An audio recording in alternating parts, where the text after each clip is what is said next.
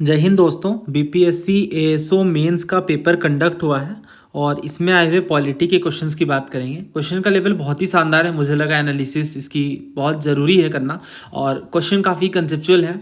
कुछ एक क्वेश्चन को छोड़ दिया जाए तो इनसे आपको बहुत कुछ सीखने को मिलेगा। पहला क्वेश्चन ये है जिसमें इंडियन फेडरलिज्म के एग्जाम्पल्स के बारे में आपसे पूछा जा रहा है और ये इंडियन फेडरलिज्म की असिमेट्री को दिखा रहा है। ये मैंने जूम इन करा, ये 4 स्टेटमेंट्स आप पहले पढ़िए वीडियो पॉज करके, देन इसके ऑप्शंस पढ़िए। अब अटेम्प्ट करिए, हम आगे बढ़ते हैं एक्सप्लेनेशन में। तो इसमें मैं आपको कुछ बातें समझाऊंगा क्योंकि फेडरलिज्म बड़ा ही इंपॉर्टेंट टॉपिक है, तो यहाँ ब्रीफ में हम डिस्कशन कर लेते हैं। इंडिया के कॉन्टेक्स्ट में वो क्या है। तो फेडरलिज्म क्या होता है, एक ग्रुप ऑफ सिस्टम है ये। It is a group of system जिसमें जो गवर्नमेंट है उनके पावर्स डिवाइड होते हैं सेंट्रल गवर्नमेंट में और रीजनल गवर्नमेंट्स में, और दोनों लेवल अपनी अथॉरिटी को कॉन्स्टिट्यूशन से डिराइव करते हैं। ये बात यहाँ पे बहुत ज़रूरी है समझना कि फेडरल गवर्नमेंट में जो कॉन्स्टिट्यूशन है वो सुप्रीम होती है। तो कुछ बातें हैं जो कोर फीचर के रूप में देखी जाती हैं फेडरलिज्म के अंदर, जैसे डुअल गवर्नमेंट होगी और पावर का डिवीज़न देखने को मिलेगा। ये वर्ड पे फोकस करिए, डिवीज़न ऑफ पावर की बात की जा रही है, डिवीज़न ऑफ पावर की, यानी कॉन्स्टिट्यूशन में क्लियरली मेंशन्ड होगा। जैसे इंडिया में अगर आप देखें तो लिस्ट बनी हुई है ना, यूनियन लिस्ट है, स्टेट लिस्ट है और कॉन्करेंट लिस्ट है जिसमें यूनियन और स्टेट दोनों कानून बनाएंगे। तो ये दिखाता है कि हमारे जो इंडिया है उनमें फेडरल सिस्टम चलता है। इसके अलावा कॉन्स्टिट्यूशन की सुप्रीमेसी देखने को मिलेगी कि कॉन्स्टिट्यूशन सुप्रीम है, ताकि कोई कन्फ्यूजन ना रहे पावर को लेके, दोनों गवर्नमेंट कॉन्स्टिट्यूशन के अकॉर्डिंग एक्ट करें। इस चीज़ के लिए सुप्रीमेसी ऑफ द कॉन्स्टिट्यूशन देखने को मिलेगा। तो ये कुछ बात होगी फेडरलिज्म को लेकर। अब असिमेट्री का क्या मतलब है, तो असिमेट्रिकल फेडरलिज्म का मतलब समझ लेते हैं। ASYMMETRY असिमेट्रिकल फेडरलिज्म का क्या मतलब है। देखो, इसका मतलब यह है कि डिफरेंट स्टेट या यूनिट को अनइक्वल पावर मिल रही है। नाम से समझ आ रहा है ना, असिमेट्री है, सिमेट्रिकल नहीं है। जैसे इस क्वेश्चन में ही अप्लाई कर लेते हैं ना।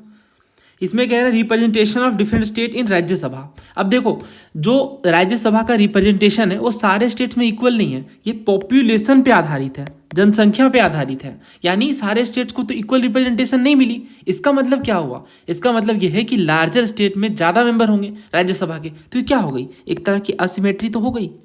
फेडरलिज्म में तो इक्वल पावर डिस्ट्रीब्यूट होना चाहिए। जैसे यूएस में 50 स्टेट है, तो जो उनकी सीनेट है उनमें फिक्स्ड नंबर है सब में, इसमें पॉपुलेशन का कोई फर्क नहीं है। बट यहाँ पे वो चीज़ है इंडिया में पॉपुलेशन पे डिटरमाइंड है। इससे ये साबित होता है कि जो फेडरलिज्म है वो असिमेट्रिकल है। तो ये एक तरह का स्ट्रक्चरल असिमेट्री है। अब जैसे दूसरा है provision with regard to administration of tribal areas under 5th and 6th schedule. तो जो 5th शेड्यूल है ये ट्राइबल एरियाज के लिए है, जो 6th शेड्यूल है वो सर्टेन नॉर्थ ईस्टर्न स्टेट के लिए है। तो इनमें हमने कई बार पढ़ा है कि ये स्पेशल ऑटोनोमस अरेंजमेंट देते हैं, कुछ स्टेट को एक्स्ट्रा पावर देते हैं। जैसे 6th जो शेड्यूल है इसमें ऑटोनोमस डिस्ट्रिक्ट काउंसिल की बात की गई है और इसमें लेजिस्लेटिव और जुडिशियल पावर मिलते हैं इन स्टेट्स को खास तौर से। तो ये क्या है, ये भी असिमेट्री है, कुछ स्टेट्स को ज़्यादा पावर है कुछ खास एरियाज में। तो आई होप आप समझ पा रहे हैं मेरी बात को। इसमें जो तीसरा कह रहे हैं कॉम्पोजिशन ऑफ नीति आयोग। दोस्तों, नीति आयोग एक तरह की एग्जीक्यूटिव बॉडी है और ये असिमेट्रिकल प्रोविजन को नहीं दिखाती है। इनफैक्ट ये तो कोऑपरेटिव फेडरलिज्म को बढ़ावा देने के लिए बनाई गई है। तो इस हिसाब से ये आंसर नहीं होगा। ये जिन्होंने भी नीति आयोग पढ़ा वो जानते हैं कोऑपरेटिव फेडरलिज्म को बढ़ावा देती है, संघवाद को मजबूत करती है। चौथा कह रहे हैं provision for union territories at federal unit. तो देखो, जो यूनियन टेरिटरीज हैं ये डिफरेंटली एडमिनिस्टर होती हैं फ्रॉम स्टेट्स। स्टेट्स का एडमिनिस्ट्रेशन अलग है, यूनियन टेरिटरीज अलग तरीके से एडमिनिस्टर होती हैं। और इनफैक्ट आप देखो तो कुछ यूनियन टेरिटरीज में लेजिस्लेचर हैं, for example Delhi, Puducherry, but सारे में तो नहीं है। तो यहाँ जब ये साबित होता है कि ये इक्वल नहीं है पावर में, दैट मीन्स ये भी एक तरह का कॉन्स्टिट्यूशनल असिमेट्री है या असिमेट्रिकल फेडरलिज्म है। तो हमारे आंसर में क्या आएगा, 1 आएगा, 2 आएगा और 4 आएगा। So answer should be option D, 1, 2 and 4। बहुत सारे सवाल पूछे गए, उन्हें हम भी डिस्कस करते हैं एक एक करके। जैसे ये सवाल अगर आप देखो तो CDS में पूछा गया था। इसमें ये पूछ रहे हैं कि इंडियन फेडरल सिस्टम के बारे में कौन सी बात सही है, करेक्ट आपको बताना है। पहला, सारे स्टेट में इक्वल रिप्रेजेंटेशन देखने को मिलता है राज्यसभा में। तो ये तो बात ही गलत है, राज्यसभा में तो इक्वल रिप्रेजेंटेशन नहीं है, तो पहला गलत है। तो ये भी हट गया, ये भी हट गया। अब हमें चेक करना है थर्ड वाला, there is no dual citizenship. तो इंडिया में हमें पता है डुअल सिटीजनशिप नहीं है। तो यहाँ से ये साबित होता है कि जो सेंट्रल, क्योंकि देखो इससे साबित यही हो गया ना कि जिस देश में सिर्फ एक सिटीजनशिप है, यानी जो फेडरलिज्म है वो क्या है, टिल्टेड है। तो तीसरा भी हमारे आंसर में होगा, आंसर बी इज करेक्ट। दूसरा कह रहे हैं consent of a state is not required for altering it's boundary, मतलब स्टेट के बाउंड्री को अगर बदला जा रहा है तो इसमें स्टेट की सहमति लेना जरूरी नहीं है। तो ये भी इंडियन फेडरलिज्म का उदाहरण है। तो इंडिया में आप देखो ना एक अलग ही केस बन जाता है फेडरलिज्म का, और बहुत सारे लोगों ने इस पर टिप्पणी भी करी है। तो असिमेट्रिकल फेडरलिज्म का मतलब आप समझ गए, एक तरह की कॉन्स्टिट्यूशनल अरेंजमेंट जहाँ पे डिफरेंट स्टेट या यूनिट को अनइक्वल पावर मिली हुई हैं। और इसमें देखो एसआर बोमाई केस भी बहुत इंपॉर्टेंट है हमारे लिए समझना, कई बार इनसे भी क्वेश्चन पूछा गया है। तो जो एसआर बोमाई केस है ये 1994 में ना, हाँ 1994 में हुआ है ये। और इसमें सुप्रीम कोर्ट ने ये कहा कि जो हमारा कॉन्स्टिट्यूशन है वो फेडरल है, और फेडरलिज्म की जो कैरेक्टरिस्टिक है वो बेसिक फीचर का पार्ट है। तो फेडरलिज्म बेसिक फीचर का पार्ट है, ये बात बहुत ज़रूरी है समझना। क्यों? क्योंकि बेसिक स्ट्रक्चर से ये साबित हुआ कि हम फेडरल फीचर्स को अमेंडमेंट करके नहीं बदल सकते हैं। और अगर ग्रेटर पावर हमारे सेंटर में देखने को मिलती हैं, इसका मतलब ये नहीं है कि जो स्टेट है वो बस अपेंडेज है सेंटर के, ऐसा बिल्कुल नहीं। स्टेट का एक इंडिपेंडेंट कॉन्स्टिट्यूशनल एग्जिस्टेंस है, स्टेट का खुद का एक अस्तित्व है, वो कोई एजेंट्स नहीं है सेंटर के। और वो जो भी स्फेयर उन्हें अलॉटेड है उसमें ही वो सुप्रीम है। इनफैक्ट आप देखो तो इमरजेंसी में या कुछ ऐसे इवेंट्स में जहाँ पे जो पावर है वो सेंटर के द्वारा ओवरराइड कर लिए जाते हैं, वो भी कोई डिस्ट्रक्टिव नेचर के नहीं होते हैं, और वो भी हमारे एसेंशियल फीचर का पार्ट नहीं है। वो तो एक एग्जेम्पशन है, वो कोई रूल नहीं है। फॉर एग्जांपल एक्स नाम के स्टेट में अगर इमरजेंसी लगाई गई है और सेंटर के हाथों में पावर है, इससे ये साबित नहीं हो जाता है कि हमारे देश में फेडरलिज्म काम नहीं कर रहा है। इसका सिंपल मतलब ये है कि ये कोई इमरजेंसी सिचुएशन है, ये कोई रूल नहीं है। ठीक है, तो यही है फेडरलिज्म का मतलब। अगर आप इन बातों को अच्छे से समझते हैं तो कुछ क्वेश्चन है आपके सामने, आप इन्हें अटेम्प्ट करिए। जैसे ये जो क्वेश्चन है ये 2017 में पूछा गया था सिविल सर्विसेज में। इसमें कह रहे हैं कि कौन सा फीचर नहीं है हमारे फेडरलिज्म का। There is an independent judiciary in India. दूसरा कह रहा है power have been clearly divided between centre and state. तीसरा जो फेडरेटिंग यूनिट है इन्हें अनइक्वल रिप्रेजेंटेशन मिला है राज्यसभा में। और चौथा ये कि it is the result of an agreement among the federating unit, यानी ये एक तरह का एग्रीमेंट है फेडरेटिंग यूनिट्स के बीच। बहुत ध्यान से अटेम्प्ट करना। तो इसमें देखो पहला जो कह रहा है इंडिपेंडेंट जुडिशरी, तो इसमें कोई शक की बात नहीं है। इंडिपेंडेंट जुडिशरी से यही साबित होता है कि हमारे देश में एक तरीके से फेडरलिज्म बहुत प्रॉपर तरीके से काम कर रहा है, और ये बिल्कुल सही है इंडिया के कॉन्टेक्स्ट में। तो अगर ये सही है दैट मीन्स ये तो आंसर नहीं होगा। और इसके बाद कह रहे हैं फेडरेटिंग यूनिट के बारे में कि इसके बाद कह रहे हैं कि पावर जो क्लियरली डिवाइडेड सेंट्रल स्टेट में, ये बात भी सही है, सेंट्रल स्टेट में जो पावर है वो क्लियरली डिवाइडेड है, तो ये भी इंडिया के फेडरलिज्म का उदाहरण है, तो ये भी आंसर नहीं होगा। तीसरा कह रहे हैं जो फेडरेटिंग यूनिट है इन्हें अनइक्वल रिप्रेजेंटेशन, हमने देखा पॉपुलेशन के बेस पे, और हर स्टेट की पॉपुलेशन तो सेम नहीं है, तो अनइक्वल रिप्रेजेंटेशन मिला हुआ राज्यसभा में, तो ये भी आंसर नहीं होगा। तो ये तीनों ही क्वेश्चन में पूछा गया है ना, ये आप पढ़ लो। इसके अलावा ये यहाँ भी पूछ लिया गया, ये वाला जो स्टेटमेंट है। फिर चौथा कह रहे हैं it is the result of an agreement among federating unit. देखो ये कोई एग्रीमेंट नहीं है, ये फेडरेटिंग यूनिट के बीच का कोई एग्रीमेंट नहीं है।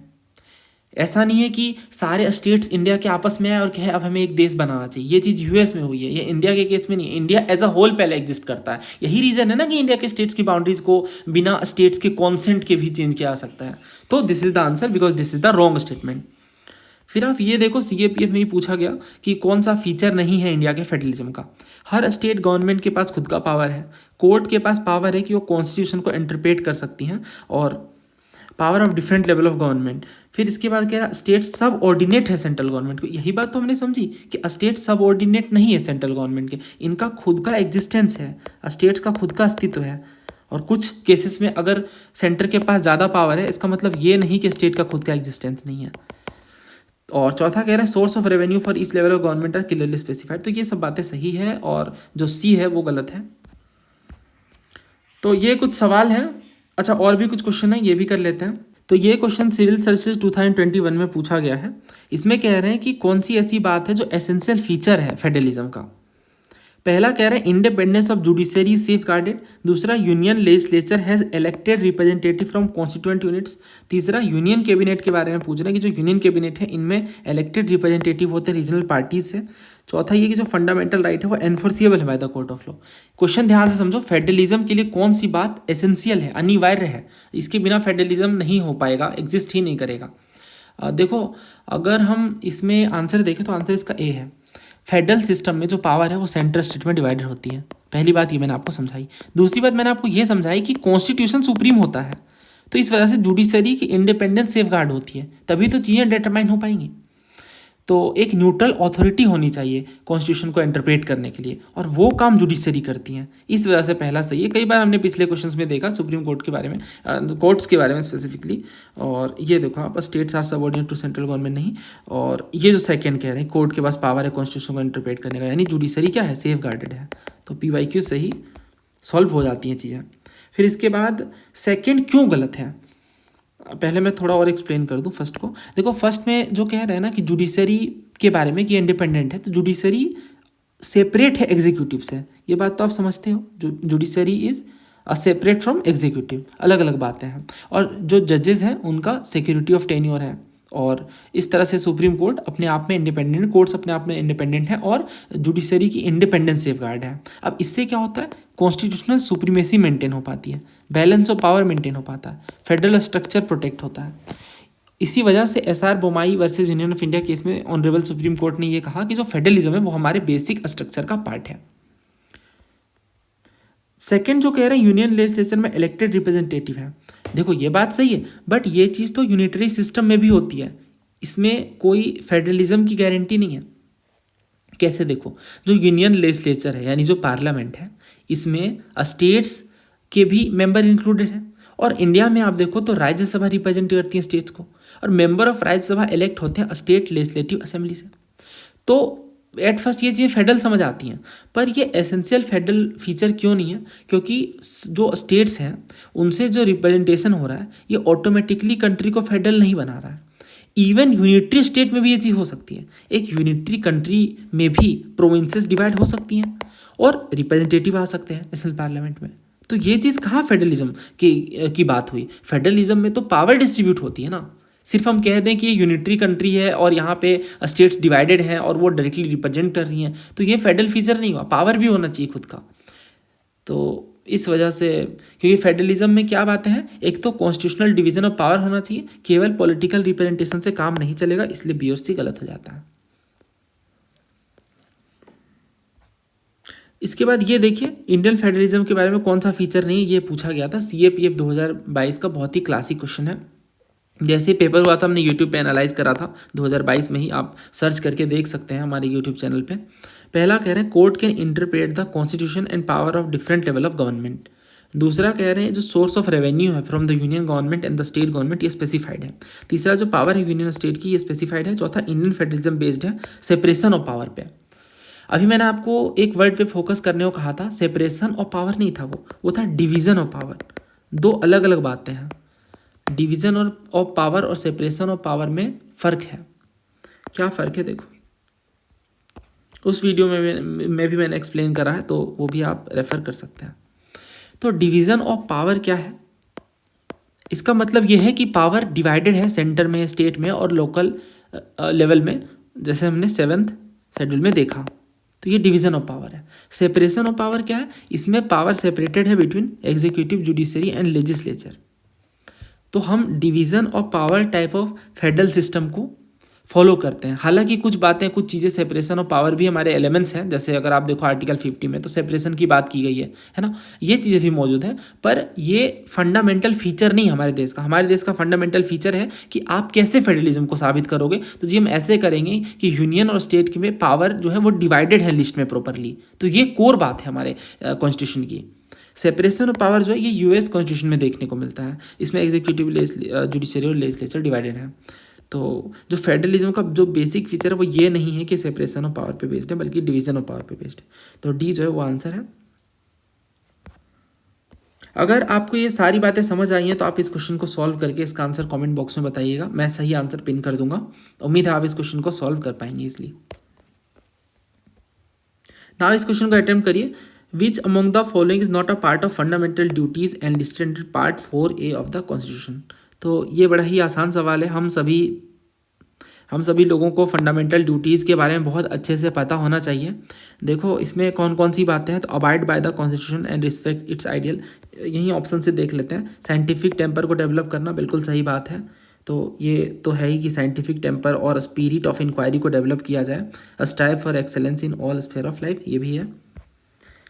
तो इस हिसाब से ये आंसर नहीं होगा। दूसरा कह रहे हैं to keep our surroundings clean, ये चीज़ हमारे फंडामेंटल ड्यूटी में डायरेक्टली मेंशन नहीं है, अंडर पार्ट 4 है, तो बी इसका आंसर है। टू सेफगार्ड पब्लिक प्रॉपर्टी, देखो ये चीज़ भी है कि पब्लिक प्रॉपर्टी को सेफगार्ड किया जाए, ये भी हमारे फंडामेंटल ड्यूटी में मेंशन है, तो ये भी आंसर नहीं होगा। To preserve rich heritage of our composite culture, तो ये चीज़ भी है, preserve the rich heritage of our composite culture, तो ये भी हमारा आंसर नहीं होगा। So answer is option B. ये तो बहुत ईजी क्वेश्चन है। ये क्वेश्चन देखिए हैबियस कॉर्पस के बारे में पूछा जा रहा है। दो स्टेटमेंट है। The writ of habeas corpus is mention in both article 32 and 226। दूसरा ये कि जो प्राइमरी ऑब्जेक्टिव है इस रीट का कि सिक्योर किया जाए release of a person found to be detained illegally, तो ये भी मैंने आपको पढ़ाया है।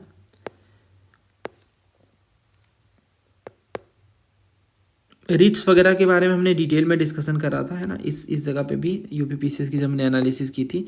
इसके अलावा और भी कई बार हमने रीट पर डिस्कशन करा है।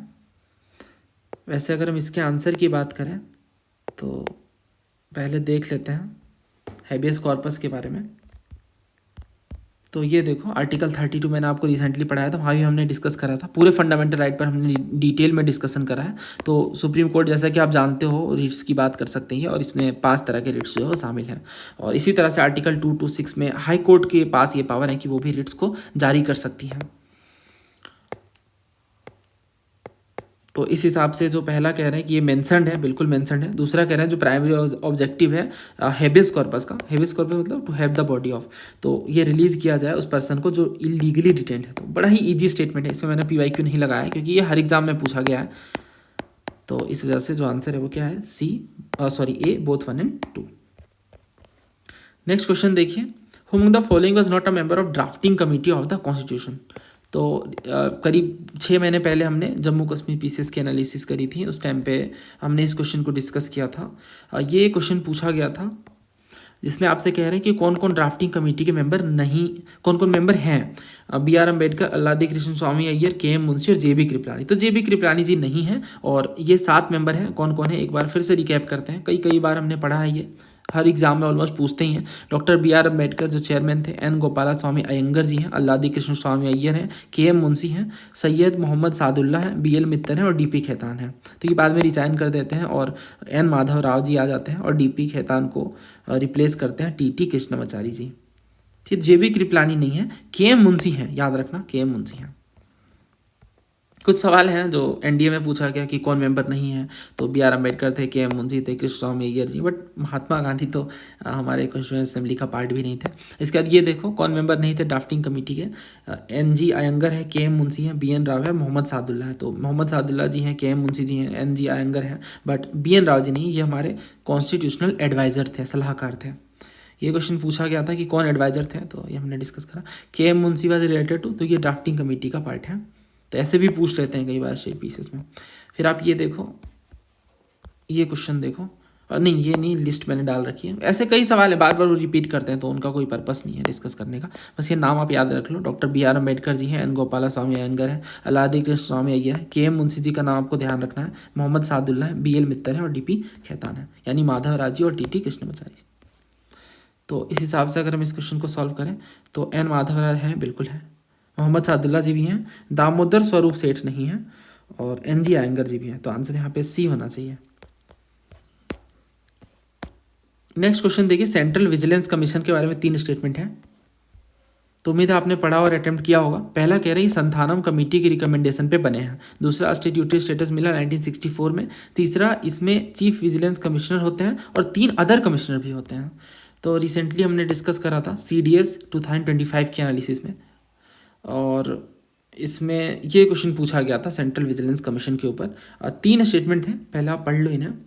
पहला कह रहे हैं जो सेंट्रल विजिलेंस कमिश्नर है ये अपॉइंट होते हैं प्रेसिडेंट के द्वारा। दूसरा ये जो कमेटी है जो रिकमेंड करती है कि किन्हें अपॉइंट किया जाए, इसमें मिनिस्टर ऑफ होम अफेयर्स भी होते हैं मेंबर्स के रूप में। और तीसरा कह रहे हैं कुछ सर्कमस्टेंसेज में क्या होता है जो सिंगल लार्जेस्ट पार्टी है उनके जो लीडर हैं, ऑपोजिशन की बात कर रही है, वो भी इस कमेटी का पार्ट बन सकते हैं सेंट्रल विजिलेंस कमीशन को अपॉइंट करने में। उसी टाइम पे मैंने आपको बताया था कि जो सेंट्रल विजिलेंस कमीशन है और जो विजिलेंस कमिश्नर्स हैं इनकी जो अपॉइंटमेंट है वो प्रेसिडेंट करते हैं। और यहाँ पे रिकमेंडेशन ली जाती है, 3 मेंबर की सिलेक्शन कमेटी बनती है, वही सजेस्ट करते हैं, जिसमें प्राइम मिनिस्टर होते हैं, होम मिनिस्टर होता है और लीडर ऑफ अपोजिशन भी होते हैं। और जो लीडर ऑफ अपोजिशन है लोकसभा में जब उस तरह के लीडर को रिकॉग्नाइज किया जाता है तो इसमें leader of the single largest group in the opposition, मतलब ऑपोजिशन में जो सबसे लार्जेस्ट पार्टी है ना, उनके ही लीडर को शामिल किया जाता है। और कुछ क्वेश्चन भी हमने करे थे कि किस कमेटी के बेस पे कौन सा आर्टिकल जो है डिस्कस करता है। कोई भी आर्टिकल नहीं, क्योंकि ये कॉन्स्टिट्यूशनल बॉडी नहीं है। यहाँ पे जो क्वेश्चन पूछा गया कि ये संथानम कमेटी के रिकमेंडेशन, ये बात भी सही है ना, तो ये तो आंसर आएगा।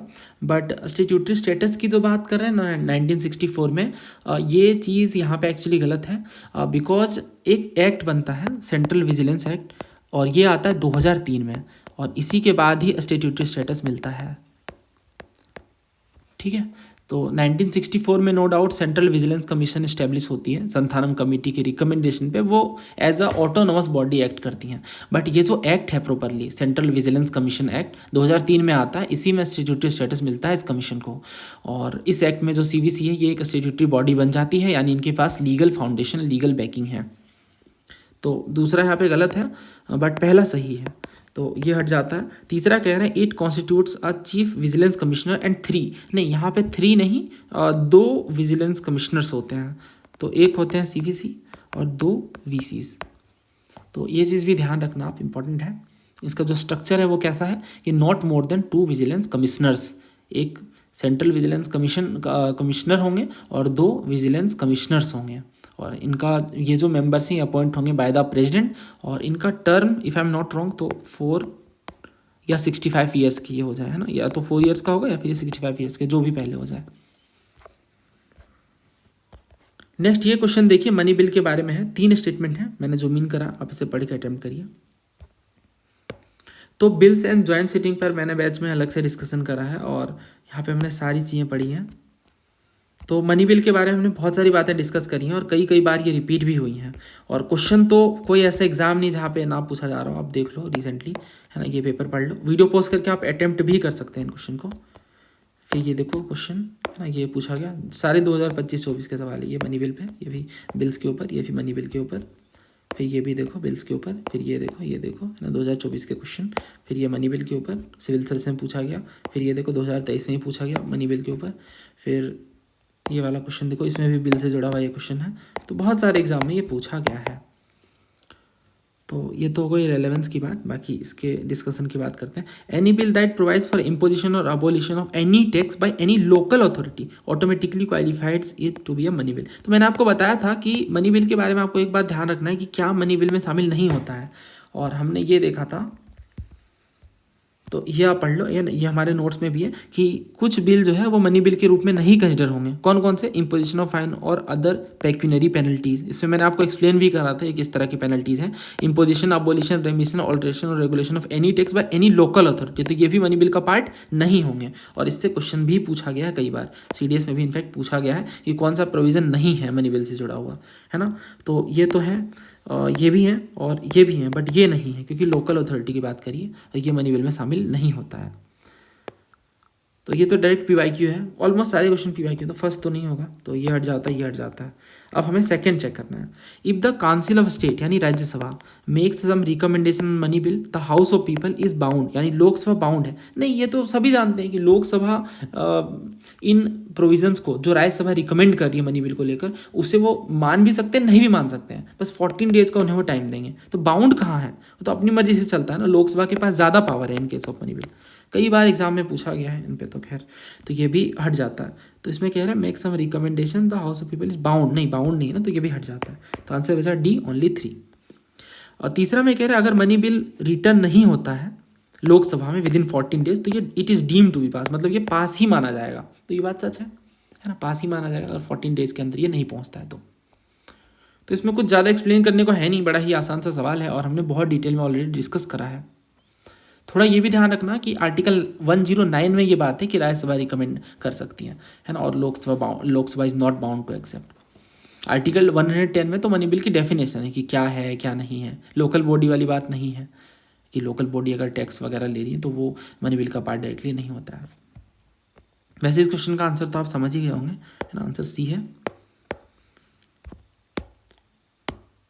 नेक्स्ट ये क्वेश्चन देखिए, प्रियम्बल के ऊपर ये क्वेश्चन है, 3 स्टेटमेंट है, मैं जूम इन कर रहा हूँ।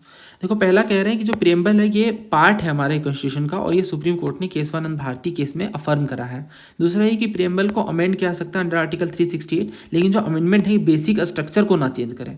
तीसरा ये कि प्रियम्बल जस्टिसिएबल है और इनके जो प्रोविजन है वो कोर्ट में एनफोर्सिएबल है। तो प्रियम्बल पर भी हमने बहुत सारा डिस्कशन करा है ऑलरेडी। ये हमारी प्रियम्बल की फाइल है बैच वाली, इसमें कई बार ये पूछा गया है, कई बार ये पूछा गया कि जस्टिसेबल है या नहीं, तो वो भी देख लेते हैं। ये भी बड़ा ही आसान क्वेश्चन है और देखो है ना, कई बार ये हमने पढ़ा है कि ये दो बातें समझना है कि it is neither a source of power to legislature nor a prohibition upon the power of legislature, it is independent कुल मिला करके, और इट इज़ नॉन जस्टिसेबल, यानी कि जो प्रोविजंस हैं वो कोर्ट में एनफोर्सिबल नहीं है। और कई बार एग्जाम में पूछा भी गया है कि एनफोर्सिबल है या नहीं, तो नहीं है, ठीक है। तो अगर हम इस तरह से देखें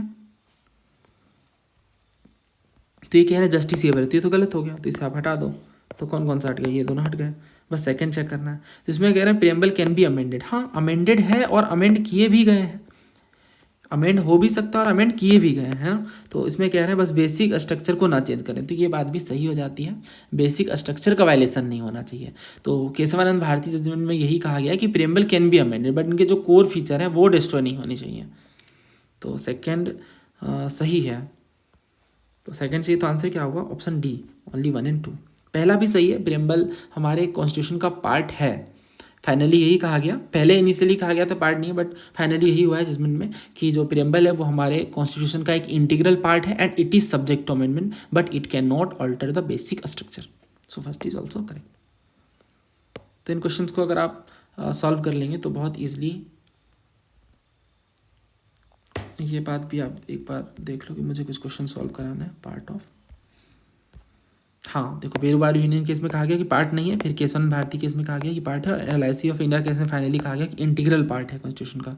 और एक बात और, like any other part of the constitution the preamble was also enacted by the constituent assembly but after the rest of the constitution was already enacted. और रीजन क्या है प्रियम्बल का, तो वही कि इंश्योर किया जाए कि एक कॉन्फॉर्मिटी है हमारे कॉन्स्टिट्यूशन के साथ, और मोस्ट इंपॉर्टेंटली जो वर्ड है we the people of India, तो इससे साबित होता है हम भारत के लोग। जैसे ये वाला जो सवाल था the preamble to the constitution part है या नहीं है ना, तो ये मैंने पूरा एक्सप्लेन करा था कि ये पार्ट है बट इनका कोई लीगल इफेक्ट नहीं है इंडिपेंडेंटली ऑफ अदर पार्ट। तो ऑप्शन बस वो कंफ्यूज करने के लिए बनाते हैं, बट चीज़ें सॉल्व हो जाती हैं अगर कॉन्सेप्चुअल क्लैरिटी है तो। फिलहाल आप देखो तो इस क्वेश्चन का आंसर आ गया। नेक्स्ट ये देखो, which article of the Indian constitution enables the government to enact separate laws for the governance and administration of tribal areas. तो बड़ा ही आसान सवाल है ये, इसका आंसर ऑप्शन ए है, आर्टिकल 244। आप किसी भी एग्जाम के लिए प्रिपेयर कर रहे हो, ये आर्टिकल बहुत अच्छे से आपको याद होना चाहिए। आर्टिकल 244 में शेड्यूल एरियाज़ की बात है और अंडर द 5th शेड्यूल, और ये जो शेड्यूल है वो स्पेशल गवर्नेंस अरेंजमेंट देता है ना।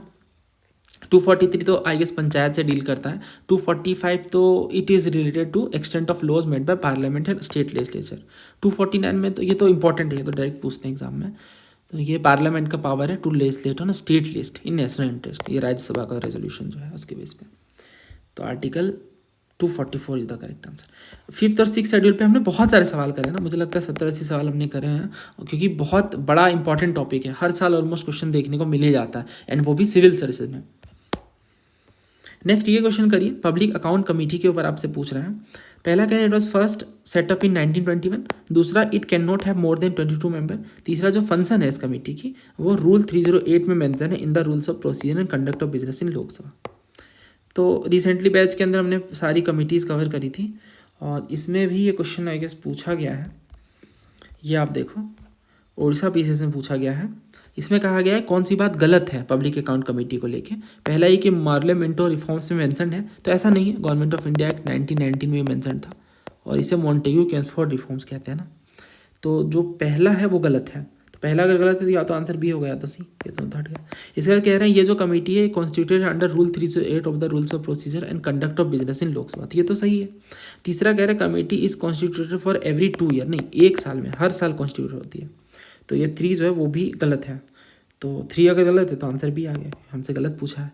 चौथा कह रहे हैं it restricts any member for being elected as a member of it, तो मिनिस्टर इसका पार्ट नहीं बन सकते हैं, कमिटीज़ का यूजुअली मिनिस्टर पार्ट नहीं बन सकते हैं, ये चीज़ तो समझती हो आप।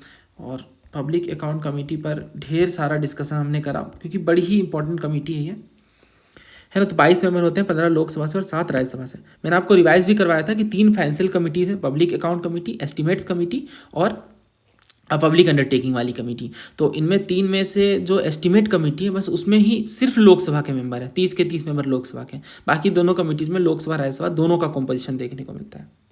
ये कुछ बातें हैं जो बहुत ही बुनियादी हैं, आपको अच्छे से याद होनी चाहिए। वैसे आप देखो तो ये ऑलमोस्ट अभी रिसेंट के पेपर्स में भी पब्लिक अकाउंट कमेटी पे सवाल पूछा ही जा रहा है ना। ये भी आप पढ़ लो कौन कौन सी फाइनेंशियल कमेटीज़ हैं। फिर देखो ये पूछा गया यूके पीसीएस में, फिर ये पूछा गया, तो ये सारे क्वेश्चन हमने बैच के अंदर डिस्कस करा है। और कई बार वो ऐसे पूछ लेते हैं कि किसमें राज्यसभा के मेंबर नहीं है, तो आप समझ ही होगा एस्टिमेट कमेटी में 30 के 30 मेंबर लोकसभा से हैं। बहुत सारे सवाल पूछे गए हैं, तो आप ज़रूर पढ़ लेना, कमेटी अच्छे से पढ़ लेना, बुक से रिवाइज भी कर लेना। और फिलहाल इसका जो आंसर है वो क्या होगा, तो इसमें देखो पहला कह रहा है 1921 में सेटअप है, ये बात सही है। और इसमें ज़रूरी बात यही समझना है 1919 के एक्ट से सेटअप है। 22 मेंबर है ना, 15 हैं लोकसभा से और 7 हैं राज्यसभा से, लगभग आधे हैं, तो ये दूसरा भी सही है। तीसरा कह रहा है जो फंक्शन है वो एंश्राइंड है रूल 308 में, तो मेरे ख्याल में यहाँ पे आंसर जो ऑल होना चाहिए, तो ऑल ऑफ द अबव यहाँ पे सही आंसर है। यहाँ हमारे सारे क्वेश्चंस कंप्लीट होते हैं। उम्मीद है आपको इस वीडियो से कुछ नया सीखने को मिला होगा, और हम जल्द ही आगे के क्वेश्चंस भी डिस्कस करेंगे। अगर आप हमारे बैच से जुड़ना चाहते हैं तो ये नंबर है, यहाँ से आप ज़्यादा जानकारी ले सकते हैं। धन्यवाद, जय हिंद।